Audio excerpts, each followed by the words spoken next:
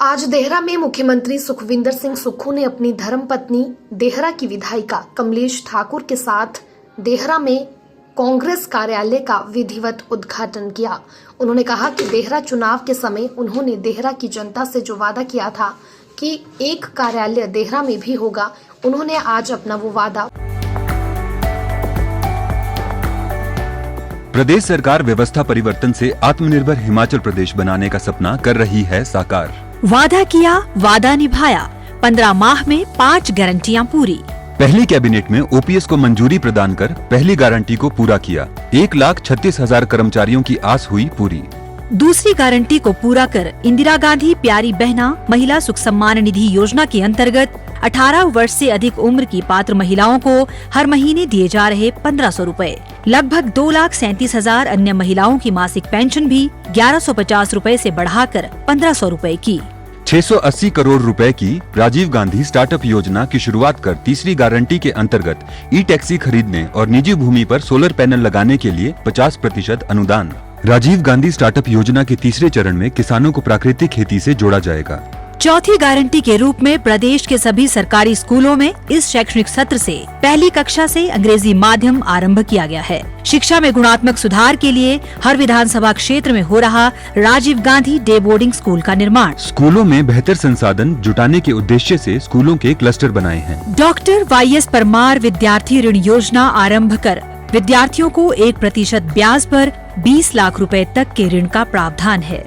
पांचवी गारंटी के रूप में गाय का दूध 45 रुपए और भैंस का दूध 55 रुपए प्रति लीटर की दर से खरीदा जा रहा है। दूध खरीद पर न्यूनतम समर्थन मूल्य देने वाला हिमाचल देश का पहला राज्य बना।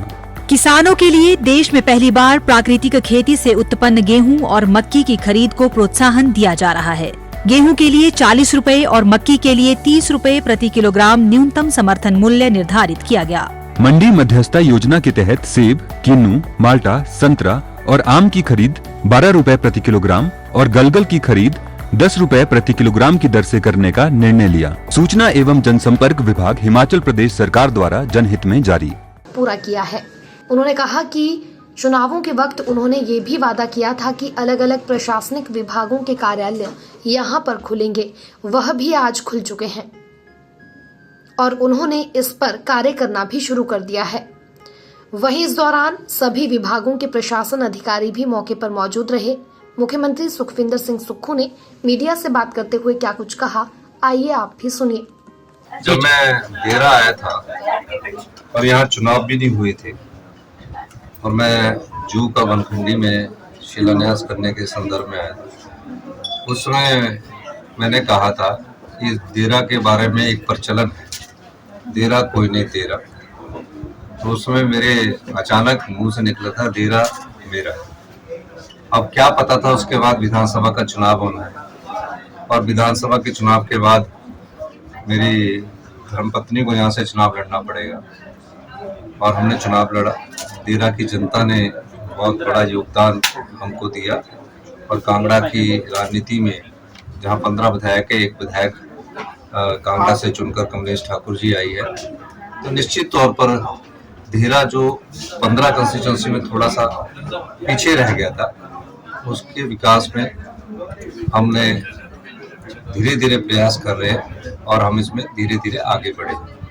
सबसे पहले यहाँ SP ऑफिस दिया, फिर BMO का ऑफिस दिया, फिर SC IPH ऑफिस दिया, फिर SC PWD ऑफिस दिया। ये सारे ऑफिस हमने SC इलेक्ट्रिसिटी बोर्ड दिया। ये सारे ऑफिस यहाँ खोल दिए गए हैं और इनमें पोस्टें भी सैंक्शन कर दी गई। और अभी जू के लिए पानी के लिए 5-4.5 करोड़ रुपये स्वीकृत किया। पोंग डैम ऑस्टिस की जो बात है उसका कार्य, जो 40-50 साल से जिनको बेचारे घरों में नहीं रह रहे हैं, जिनको सरकारी जगह पर रह रहे थे लेकिन बोनाफाइड सर्टिफिकेट बनाने में भी दिक्कत आ रही थी, उनके केस को सेटल करने की हमारी सरकार प्रयास कर रही है।